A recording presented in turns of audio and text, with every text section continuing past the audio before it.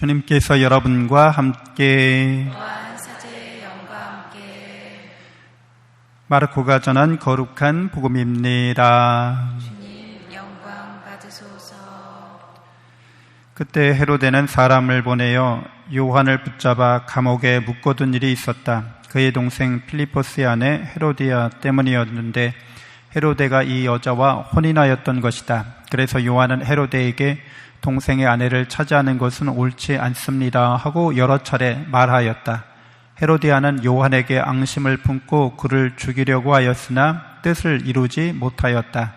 헤로데가 요한을 의롭고 거룩한 사람으로 알고 그를 두려워하며 보호해 주었을 뿐만 아니라 그의 말을 들을 때 몹시 당황해하면서도 기꺼이 듣곤 하였기 때문이다.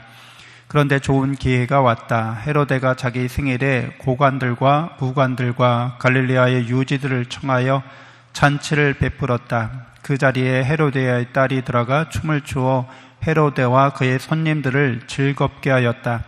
그래서 임금은 그 소녀에게 무엇이든 원하는 것을 나에게 청하여라. 너에게 주겠다 하고 말할 뿐만 아니라 네가 청하는 것은 무엇이든 내 왕국의 절반이라도 너에게 주겠다 하고 굳게 맹세까지 하였다.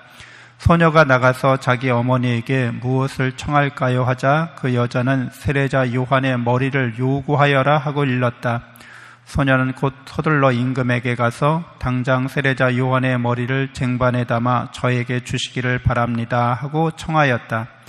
임금은 몹시 괴로웠지만 맹세까지 하였고 또 손님들 앞이라 그의 청을 물리치고 싶지 않았다. 그래서 임금은 곧 경비병을 보내며 요한의 머리를 가져오라고 명령하였다. 경비병이 물러가 감옥에서 요한의 목을 베어 머리를 쟁반에 담아다가 소녀에게 주자 소녀는 그것을 자기 어머니에게 주었다. 그 뒤에 요한의 제자들이 소문을 듣고 가서 그의 죽음을 거두어 무덤에 모셨다. 주님의 말씀입니다. 하나님 찬미합니다. 참 예수님, 하나님의 복동이 고맙습니다. 고맙습니다. 네, 세례자 요한의 순환을 기념하는 날입니다. 예수님에게 세례를 준 선구자이죠. 그래서 우리는 예수님의 세례가 바로 세례자 요한의 그런 앞길을 따라갈 것임을 예표한다고 볼 수 있습니다. 여러분들은 다 세례 성사를 받으시잖아요. 그래서 세례자 요한이 예수님에게 준 세례, 예수님이 당신의 세례를 받으심으로써 곧 세례가 의미하는 바, 그건 이제 요르단강에서 이렇게 물에 잠겼다가 다시 이렇게 물에서 떠오르는 거죠. 그러니까 죽었다가 살아나는 걸 말해요. 새로운 사람이 되는 거, 새로운 삶을 사는 걸 말합니다. 새로워지려면 옛 것을, 지나간 것을 버리거나 그것을 창조적으로 이렇게 파괴시켜야 하는 거죠. 그래 거듭난다고 하잖아요. 새로 난다는 걸 뜻합니다. 그래서 이렇게 세례가 의미하는 바는 우리가 하느님의 사랑으로 세상에 대한 사랑에 대해서 죽었다는 걸 말해요. 하느님의 사랑으로 다시 살아난 존재를 말합니다. 여러분들 다 세례 받으셨다고 말하는 거는 저는 세상에 대해서 죽었어요 라는 거를 이제 약속하는 거예요. 그걸 깨닫는 거예요. 그렇게 살려고 하느님에 대한 사랑으로 살려고 삶을 완전히 바꾸는 걸 말하죠. 그러니까 세상에서 어떤 일을 겪든지 여러분들이 크게 여러분의 인생을, 여러분의 삶의 길을 좌우할 수는 없어요. 세례자 요한이 지금 감옥에 갇혔잖아요. 어떤 마음가짐일까요? 예언자들의 마음가짐 어떤 거예요? 나는 하느님의 말씀을 전하기 위해서 기꺼이 목숨을 내놓겠다. 그렇기 때문에 내가 죽더라도 나는 하느님의 말씀을 전하는 것만을 목적으로 한다. 나는 내 생명하고 상관없다. 이런 거죠. 그래서 세례받은 사람들은 세상에서 무슨 일을 겪든지 그 일이 뭐 좋은 일, 나쁜 일 겪겠지만 좋은 일을 겪으면 뭐 좋겠죠. 나쁜 일을 겪으면 나쁘겠죠. 근데 그게 우리 인생을 좌우하는 건 아니라는 거죠. 그런 거를 우리가 겪으면서 어느 정도 영향을 받을 수는 있죠. 영향을 받긴 하겠지만 그것이 우리를 완전히 장악할 수는 없는 거죠. 나는 왜? 세상에 대해서 죽었기 때문에. 여러분 저기 공동묘지에 가면 죽은 분들 있잖아요. 세상사에 대해서 관심이 있어요? 전혀 관심이 없죠. 세상이 뭐 어떻게 돌아간 거네. 태풍이 온다, 지진이 온다, 무슨 뭐 경제가 어렵다. 전혀 그들에겐 영향이 없어요. 그래서 죽음이라는 것은 그렇게 세상에 대한 영향이 미치지 않는 걸 말하죠. 근데 이렇게 우리가 살아있기 때문에 여러분들이 세상하고 함께 이렇게 살고 있기 때문에 전혀 영향을 안 받을 수는 없지만 그 영향에 대해서 우리가 하느님을 사랑하는 그 삶의 길로 그 영향을 상쇄시키거나 그 세상에 이런 겪는 일들의 의미를 변화시키는 거죠. 하느님을 사랑하는 일로서 하느님을 사랑하는 삶을 위해서 좋은 일을 겪는구나, 나쁜 일을 겪는구나, 이렇게 완전히 바뀌어진 사고방식을 갖는 걸 말합니다. 세례받은 사람들은 다 이렇게 이제 내 사랑의 길이 분명해진 거죠. 예수 그리스도께서 십자가에 죽으시고 또 부활하셨다고 하는 것을 우리가 깨닫고 믿기 때문에 이제 그러한 삶의 길을 진리의 길로, 진실의 길로 알고 살아가는 거죠. 그래서 여러분들, 영원한 사랑 안에 내가 살고 있다고 하는 것에 대한 확신이 있는 거죠. 이제 부활의 삶을 통해서. 그래서 세상을 살아가면서 겪게 되는 일들에 대해서 영향을 안 받을 수는 없지만, 이렇게 초연하고 그것에 대해서 달관하거나 아니면 그것에 대해서 그 일이 안 좋은 일이라면 안 좋은 일이 일어나는 그 배경에 항상 하나님의 사랑이 있다는 거예요. 은총이 있다는 거예요. 영원한 생명과 행복이 있다는 거예요. 그러니까 그런 일을 겪으면서도 편안한 거죠. 평화로운 거죠. 그 일이 나에게서 하나님의 사랑을 뺏어갈 수도 없고 하나님의 나라를 우리에게서 훔쳐갈 수도 없는 일이죠. 내게 있는 거예요. 영원한 사랑 안에서 영원한 생명과 행복이.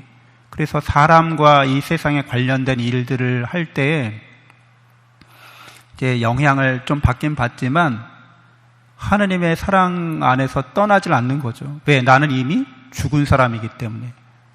여러분이 죽었다는 걸 잘 알아셔야 돼요. 죽었는데도 죽지 않았다고 이렇게 생각하시면 이제 전혀 나에게 영향을 미칠 일이 아닌데, 크게 영향을 미칠 일이 아닌데 그게 엄청나게 큰 영향력으로 우리를 이제 흔들어댑니다. 우리를 몰아가는 거죠.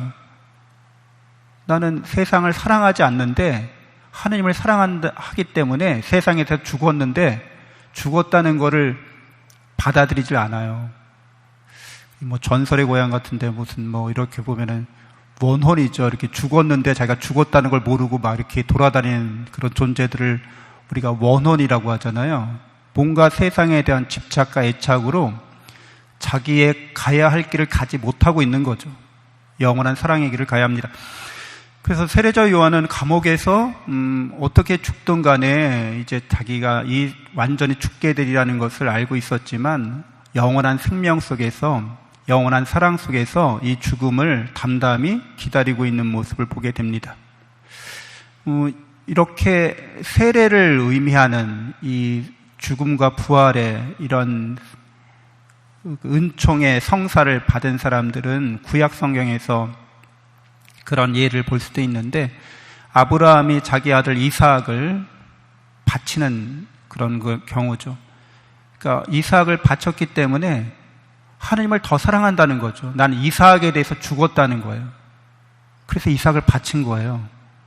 나에 대한 사랑에서도 죽은 거예요. 하나님에 대한 사랑으로 지금 이삭을 바치는 거죠. 어떻게 자기 아들을 바쳐요? 우리가 인간적으로, 세상적으로는 있을 수 없는 일인데 그렇게 한다고 하는 것은 하나님에 대한 사랑으로 나는 거듭났다는 거죠. 그래서 이삭을 돌려받아요. 하나님께서 네가 나를 사랑하는 줄 알았다고, 그리고 내가 이삭을 위해서, 너를 위해서 재물을 따로 마련하겠다고 이렇게 말씀하시죠. 그래서 이삭을 돌려받잖아요. 그러니까 이삭과 아브라함이 서로를 대하는 이 관계가 서로를 아버지와 아들로서 사랑하지만 하나님을 더 사랑하는 거죠. 하나님의 사랑으로 사랑하고 있는 거죠. 그래서 아버지와 아들이지만 이제 그 이후에는 각자 자기 인생길을 살아갑니다.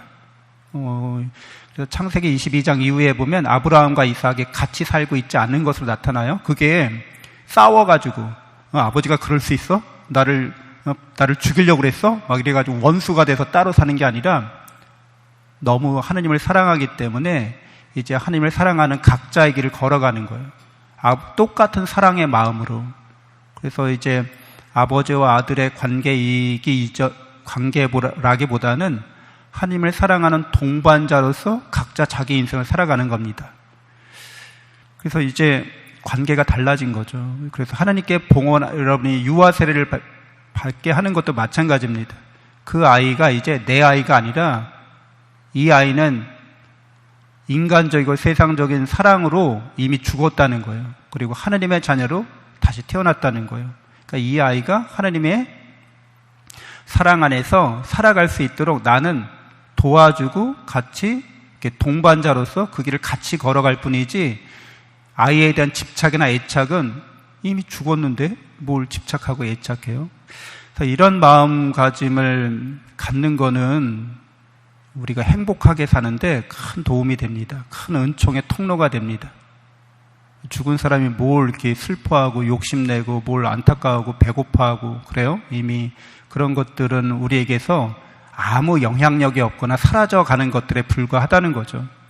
살아가면서 하나님의 사랑으로 더욱더 우리가 세례자 요한의 세례를, 또 우리의 세례를 기억하면서 예수님과 함께 그 사랑의 길에 동참하고 동행해야겠습니다. 잠시 묵상하겠습니다.